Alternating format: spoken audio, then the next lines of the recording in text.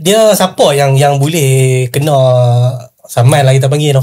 Siapa yang boleh kena saman ni? Budak-budak pun, bagi kanak-kanak ni sebenarnya kalau kita kata dalam dia bawah 18 tahun dia jatuh pada akta kanak-kanak lah sebenarnya. Jika kesalahan tu dapat kita tangkap kan, bagi kanak-kanak bawah 18 tahun ni, kita akan bawa dia ke mahkamah. Cuma dari segi hukuman tu, so kalau dia dikenakan perintah khidmat masyarakat tu, biasanya Jabatan Kebajikan Masyarakat yang akan ambil tugasan tu di bawah Child Act lah. Cumanya kita ni sebagai penguatkuasa, selalunya kalau kita tengok kanak-kanak yang kecil, selalunya kita akan hukuman tu ataupun dia punya kesalahan tu biasanya kita akan bagi kepada ibu bapa.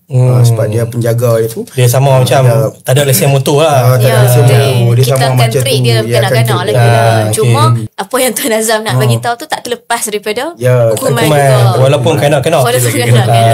Tapi cumanya dalam pelaksanaan penguatkuasaan ni kita melihat bahawa bukan saja kanak-kanak, tapi orang dewasa tu sendiri sepatutnya mengambil tanggungjawab tu lah. Dia didik anak-anak dia, maksudnya ketika ni bila kita jatuhkan kesalahan tu kepada orang dewasa, dalam masa yang sama dia pun akan ada tanggungjawab untuk mendidik anak-anak dia daripada terlepas daripada apa orang kata, tanggungjawab untuk menjaga persekitaran dan kebersihan.